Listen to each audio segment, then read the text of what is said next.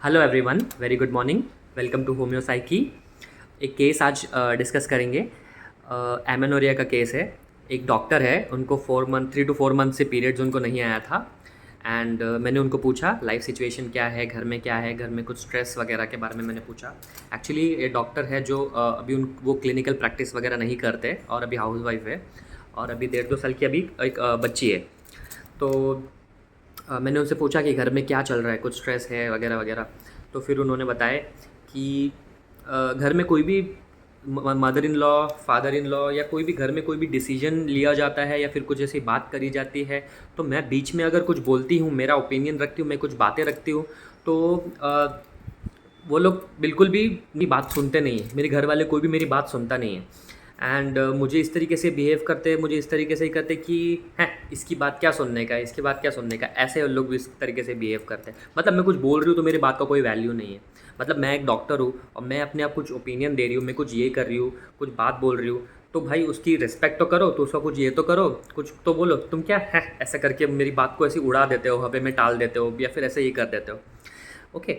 तो मेरे को एकदम ऐसी उन्होंने मुझे ऐसा बोला, उन्हें ऐसे वर्ड्स किए कि हैं, उन्होंने ऐसा बोला कि मुझे इस तरीके से बिहेव करते हो लोग, ऐसा छोड़, ऐसा कचरा हूँ मैं, जैसे कचरा हूँ वैसे ऐसे करके मुझे बिहेव करते कि मैंने भी पढ़ाई की है, मैं भी डॉक्टर हूँ, मैं भी चाहूँ तो इंडिपेंडेंट बन सकती हूँ, कुछ भी कर सकती हूँ। पर आप मेरी बात में कुछ बोल रही हूँ, मैं घर में कुछ डिसीजन में मेरा कुछ रोल है या नहीं है, क्या है। तो फिर मैंने पूछा कि हाँ चलो ये सब सिचुएशन है, ये सब आपको फ़ील होता है और क्या महसूस होता है, आपको क्या फ़ील होता है।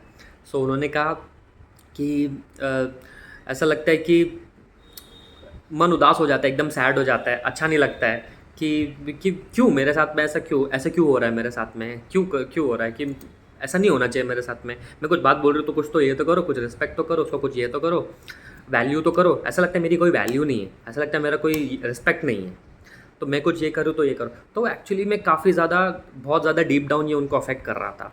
राइट। तो फिर मैंने बोला फिर आपको क्या लगता है, फिर आपको क्या लगता है इससे। तो उन्होंने कहा कि ऐसा लगता है कि मैं अभी सब घर वगैरह से ये सब मतलब छोड़ के मतलब बाहर जाके काम करूँ, क्योंकि बाहर जाके काम करूँगी तो ही रिस्पेक्ट होगी। घर में घर हाउसवाइफ को या फिर घर में काम करेंगी तो रिस्पेक्ट नहीं मिलेगी मुझे बिल्कुल भी। तो मुझे बाहर जाके करना पड़ेगा।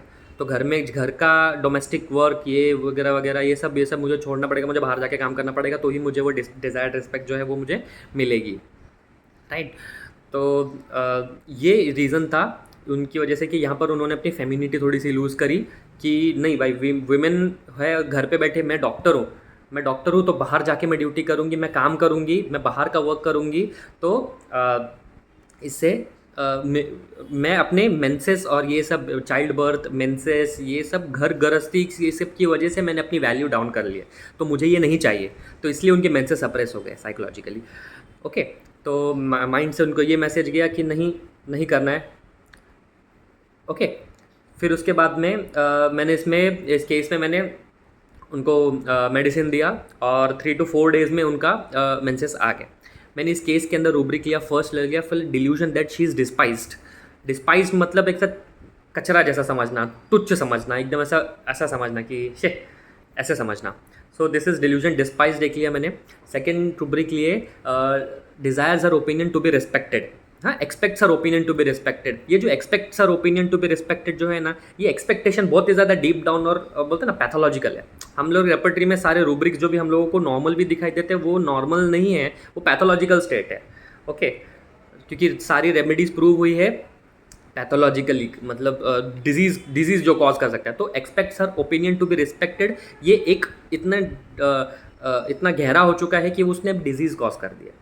ओके। सब लोगों को अपने ओपिनियंस रिस्पेक्ट चाहिए ही होते हैं, सब लोगों को चाहिए कि उनके ओपिनियंस और उनकी बातें लोग एक्सपेक्ट करते हैं कि वो लोग मुझे रिस्पेक्ट करें। बट यहाँ पर वो पेशेंट के बीइंग को इतना अफेक्ट करने लगा, इतना अफेक्ट करने लगा कि उससे वो डिजीज़ शुरू हो गई है। डिजीज़ मतलब मेंटली पेशेंट ईज में नहीं होता है ना, patient is not ease with the existence. Okay. Disease is वो है, डिजीज़ वो हम लोग जो बोलते हैं ना, डिज ईज मतलब पेशेंट ईज में नहीं है। बट इस ईज मतलब क्या, ईज किसके साथ में, not ease with himself and not ease with this existence, the family, the surroundings, the universe. Okay. So first ये लिया, second ये लिया expects your opinion to be respected, and third rubric, अच्छा बहुत इंपॉर्टेंट रूब्रिक है, third rubric है sadness from an undeserved slight।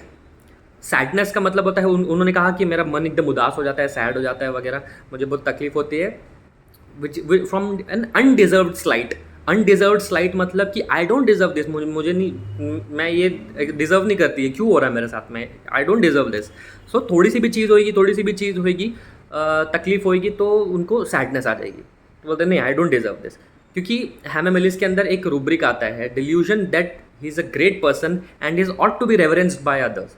मतलब मैं एक दोनों सब लोगों के अंदर मैं एक ग्रेट पर्सन हूँ, मैं एक कुछ हूँ, और उसको एक ईगोइस्टिक रेमेडी है हैम मेलिस, तो लोग मुझे रिस्पेक्ट दें, desires to be respected rubric के अंदर आता है हैम मेलिस, है ना। Elements from not being appreciated के अंदर आता है। हम लोग हमेशा कैलकेरियस सेल्फ देखते हैं, delusion sorry lamenting when not appreciated के अंदर कैलकेरियस सेल्फ के साथ में हैम मेलिस भी है।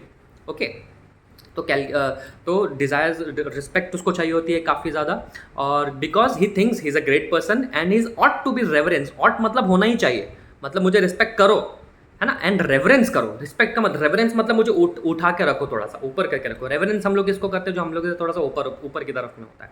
जैसे चर्च में हम लोग फादर को रेवरेंस्ड फादर बोलते हैं, या फिर ओके, तो हम किसी को जब ऊपर उठा के रखते हैं, दैट इज गिविंग रेवरेंस।